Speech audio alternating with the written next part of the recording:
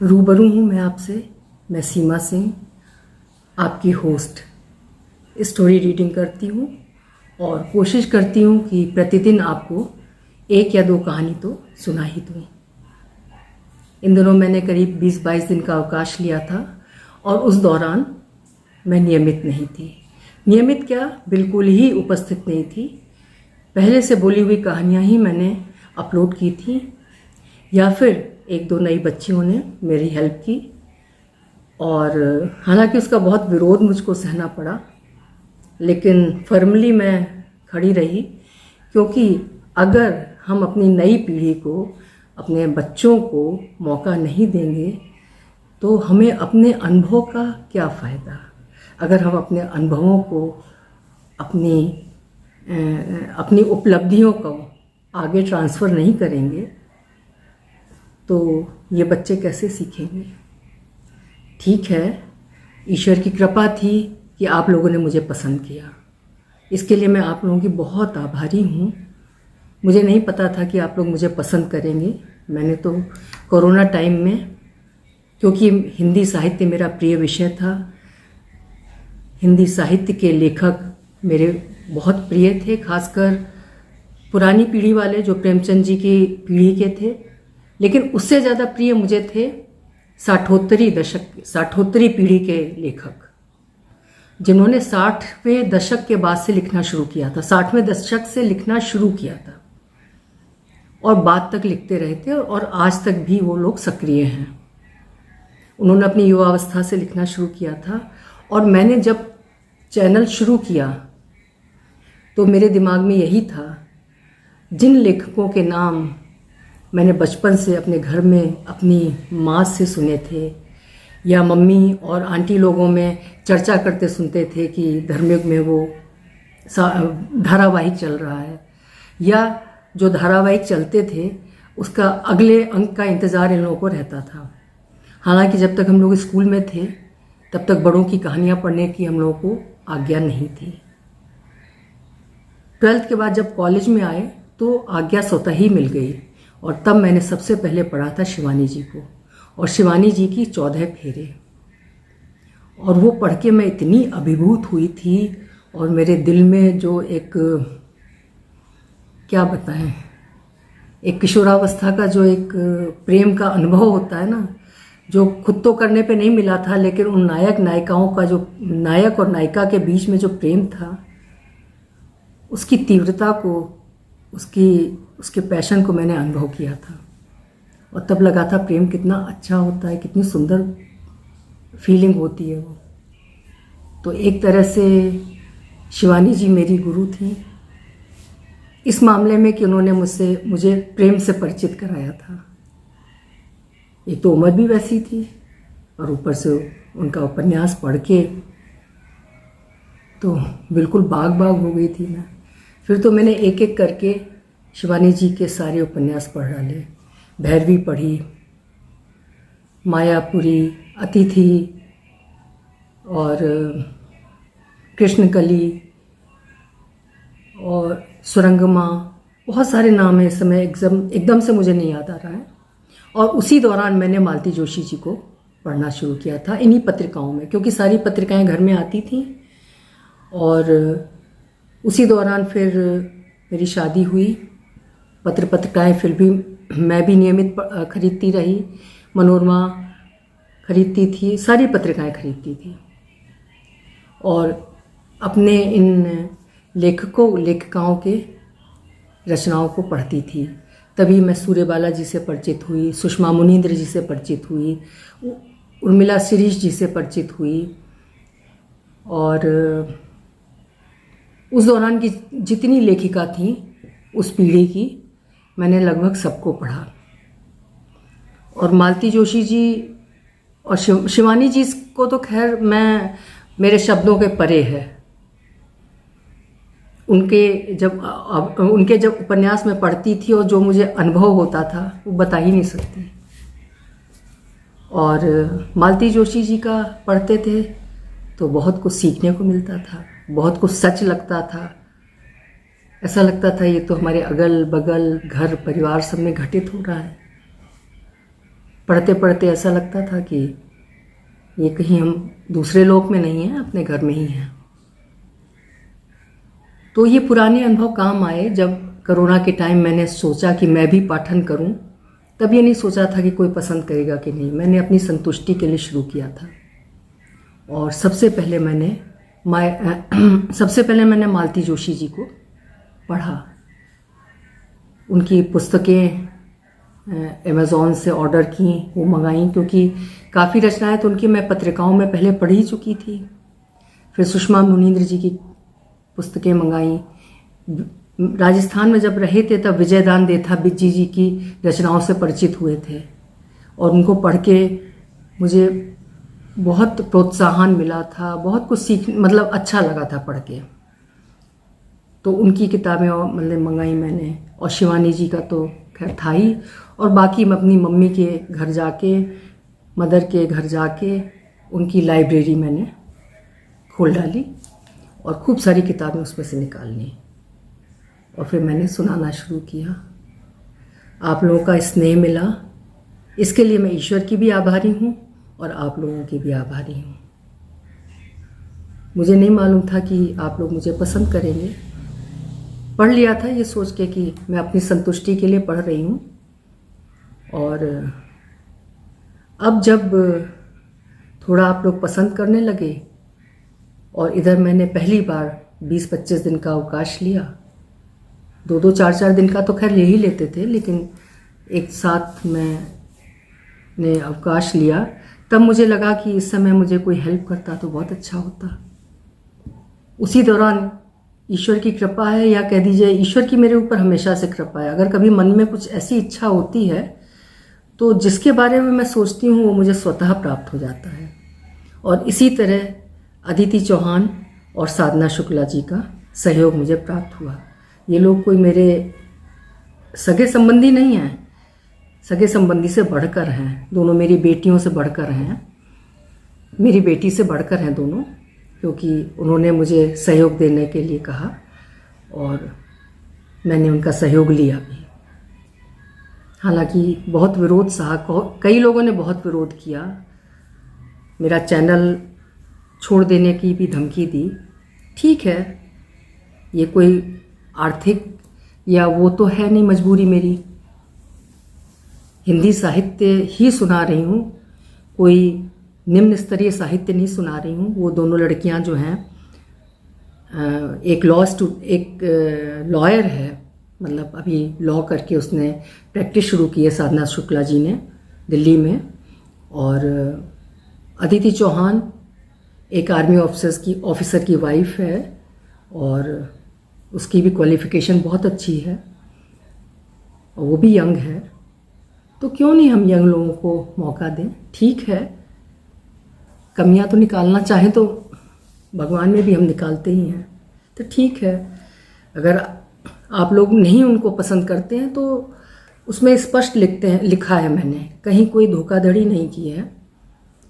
जहाँ पे अदिति ने बोला है वहाँ अदिति चौहान लिखा है ऊपर कवर पे ही, और जहाँ साधना ने बोला है वहाँ साधना शुक्ला लिखा है, और जहाँ मैं बोल रही हूँ वहाँ मैंने सीमा सिंह लिखा है।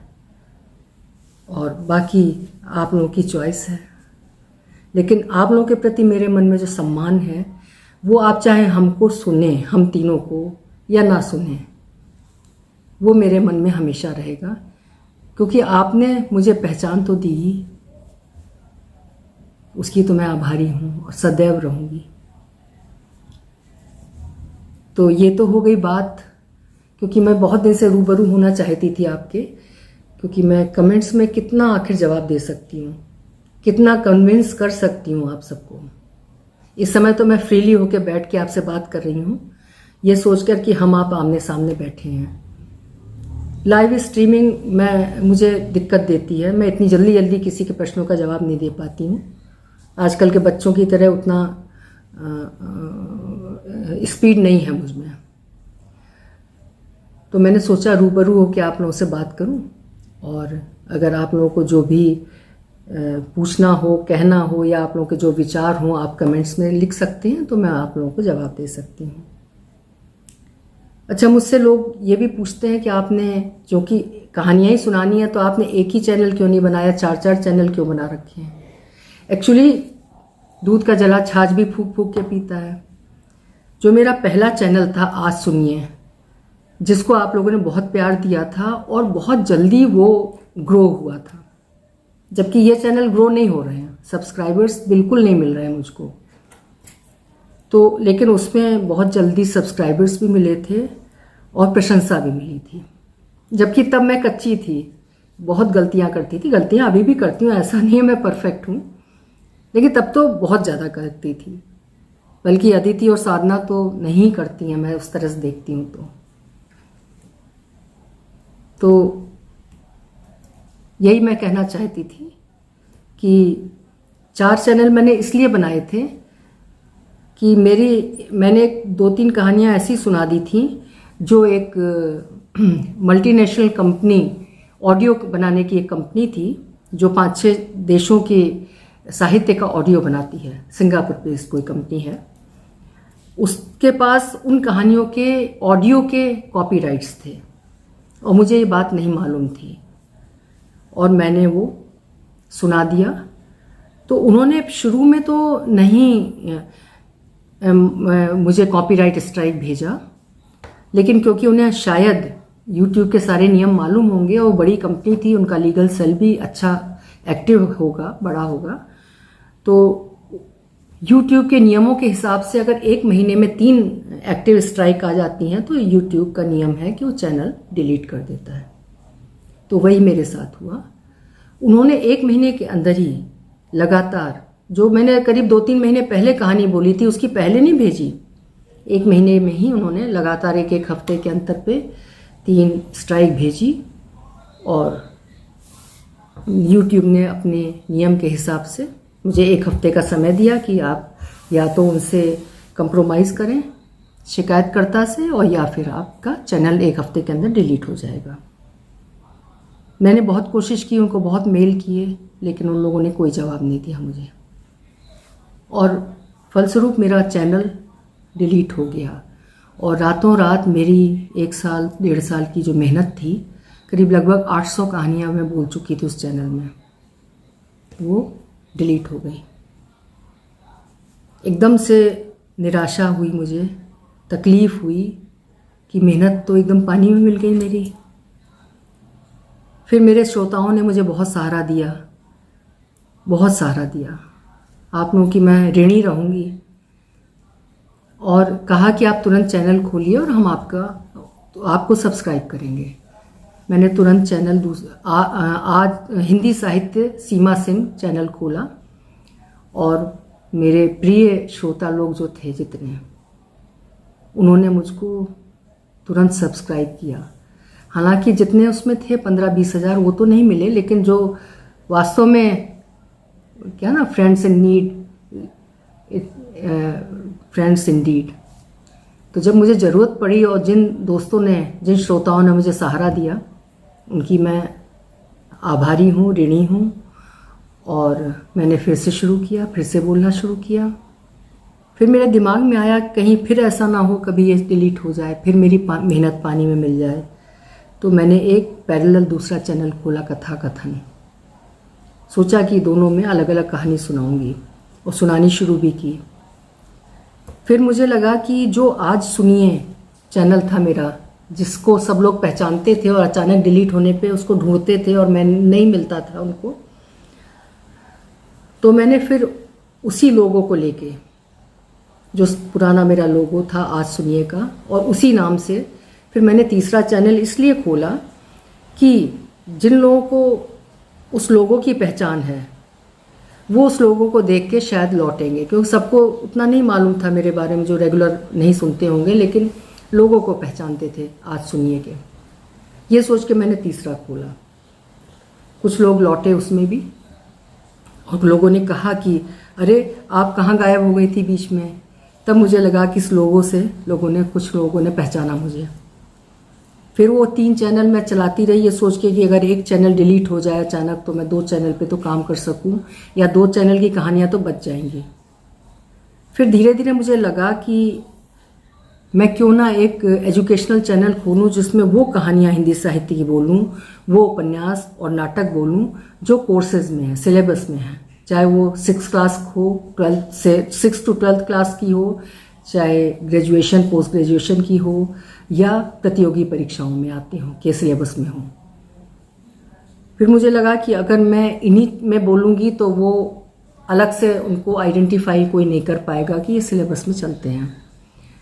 तब मैंने साहित्य निधि नाम से एक चैनल खोला और उसमें मैंने वही कहानियाँ डालती हूँ जो किसी ना किसी रूप से शिक्षा से जुड़ी हुई हैं, चाहे वो स्कंदगुप्त नाटक हो जो यूपीएससी के सिलेबस में है, दिव्या, महाभोज, आपका बंटी, आषाढ़ का एक दिन, मैला आंचल और कसब, ऐसे मैंने कई उपन्यास और वो कहानियाँ जो कोर्सेज में है, चाहे वो 11th में हो, 12th में हो, 10th में हो, बीए के फर्स्ट सेमेस्टर में हो, सेकंड में हो, थर्ड में हो, इस तरह की कहानियाँ जो आती हैं उसमें मैं वो डालती हूँ। हैं वो भी हिंदी साहित्य की, लेकिन सिलेबस में है। तो इस तरह करते करते वो 4 चैनल बन गए। सोच के नहीं किया था, लेकिन बनते चले गए। तो अब 4 चैनल हो गए तो मेहनत भी तो उतनी चाहिए है ना। कर भी रही हूँ मैं मेहनत, क्योंकि शुरू तो किया था मैंने शौक से, लेकिन जब आप लोगों का अच्छा रिस्पांस मिला कि हिंदी साहित्य लोग सुन रहे हैं, और ख़ासकर मुझे खुशी हुई कि नई उम्र के लोग सुन रहे हैं। हमारी उम्र के जो सुनते हैं वो तो ये मालूम है कि उन्होंने बचपन में हिंदी साहित्य पढ़ा है, शौक रहा है, लेकिन जो युवा पीढ़ी है वो तो इंग्लिश ही में पढ़ी है, इंग्लिश साहित्य, अंग्रेजी साहित्य ही पढ़ती है। वो अगर हिंदी साहित्य सुन रही है शौक से, ये मेरे लिए बहुत बड़ी उपलब्धि है, बहुत अच्छा लगता है मुझे। या ये दोनों बच्चे जो जुड़े मुझसे, साधना शुक्ला और अदिति चौहान, ये भी इंग्लिश मीडियम से ही पढ़े बच्चे हैं, लेकिन हिंदी साहित्य पढ़ रहे हैं। इसका मतलब इनको भी शौक है, हॉबी है इनकी, और सुना रहे हैं। ठीक है, मुझे देना चाहिए मौका। क्या हम अगर हम अपने बच्चों के लिए नहीं चाहते हैं कि उनको कोई मौका दे, तो इन बच्चों को अगर है हमारे पास कुछ तो दे सकते, नहीं होता तो हम कहाँ से देते। और पोटेंशियल होगा इनमें, क्षमताएं होंगी अगर इनमें, तो ये अपनी अगर इनकी में आपको कमी लगती हैं तो ये दूर कर लेंगे। मौका मिलेगा तभी तो दूर करेंगे, मौका ही नहीं देंगे तो कैसे दूर करेंगे। खैर, मैंने बहुत सफाई दे दी, स्पष्टीकरण देना नहीं चाहिए बहुत ज़्यादा किसी का, लेकिन जो नाराज़गी मैं देख रही थी ना, कुछ लोग बहुत ज़्यादा नाराज़ थे, इस तरह धमकी दे रहे थे कि आपका चैनल छोड़ देंगे। शायद छोड़ भी दिया हो उन्होंने, हम कह नहीं सकते हैं। तो इसलिए मैंने कहा, तो अगर आप लोगों को ऐसा लगता है कि अदिति या साधना की आवाज़ से कोई दिक्कत है तो ना सुनिए उनकी आवाज़, या मेरी आवाज़ से दिक्कत है तो वो आपकी चॉइस है, इसमें कोई किसी पे बंधन नहीं है। और अगर आपको पसंद आता है तो हम हाजिर हैं आपकी सेवा में। मेरे लिए बहुत खुशी की बात है। मन था बहुत दिनों से आप लोगों से बात करने का, और भी विषय बहुत सारे हैं जो मैं चाहती हूँ आपसे बात करने का, और रूबरू होती रहूँगी। अब मैं जल्दी जल्दी रूबरू होंगी। इस 20-25 दिन में हम भ्रमण पे निकले, घूमे, धार्मिक स्थानों पे भी गए और प्राकृतिक स्थानों पर भी गए। बहुत अच्छा लगा, क्योंकि कोरोना के में तो कहीं निकल ही नहीं पाते थे, उसके बाद भी डर के मारे कहीं जाने की हिम्मत नहीं पड़ती थी। इस बार निकले, हालांकि वहाँ बहुत ठंड थी और मेरा गला भी ख़राब हो गया बहुत बुरी तरह। अब जाके थोड़ा सा ठीक हुआ है, और अब मैं वापस लखनऊ आ गई हूँ और अपना काम भी, मतलब चैनल पे भी थोड़ा थोड़ा एक्टिव हो गई हूँ। आप लोगों से गुजारिश करूँगी कि आप लोग सुनिए, और अच्छा लगेगा मुझे। नए बच्चों को भी सुनिए। ठीक है, जो आपको लगे कि इनमें सुधार की जो है तो उनको सजेशन देते रहिए। क्या बड़े लोग सजेशन देते नहीं हैं? ये क्या मित्र सजेशन देते नहीं हैं? दीजिए, उनसे कहिए ये जगह ये सुधारो, यहाँ पे सुधार करो, तो वो ज़्यादा अच्छा होगा कि हम किसी को आगे बढ़ाने की कोशिश करते हैं, तो वो हम लोगों को ज़्यादा संतुष्टि देगी। और किस विषय पे हमें बात करनी है? मैं बहुत बातूनी हूँ, बहुत बात कर सकती हूँ, मौका नहीं मिलता मुझे बात करने का, और थोड़ा व्यस्त भी ज़्यादा रहती हूँ, इसीलिए फ़ोन पे पर्सनली सबसे बात नहीं कर पाती हूँ।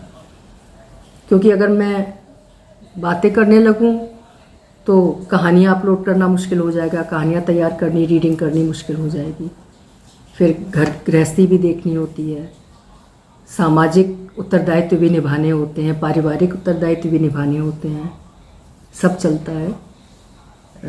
समाज में एक दूसरे के लिए ज़रूरत पे खड़ा भी होना होता है, समय भी देना पड़ता है। जो हमें भी समय देते हैं, हम भी उनको समय देते हैं।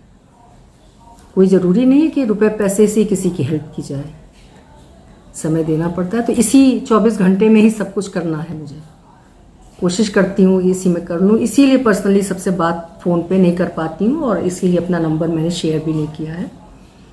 लेकिन अपना ईमेल आईडी मैंने दे रखा है अबाउट सेक्शन में, बहुत ज़रूरी हो तो बात करती हूँ, ऐसा नहीं है कि नहीं करना चाहिए, लेकिन चाह कर भी टाइम नहीं पा पाती हूँ। तो आप लोग अपने विचार ज़रूर लिखिएगा और बताइएगा कि क्या मैं ऐसे आप लोगों से बात कर सकती हूँ।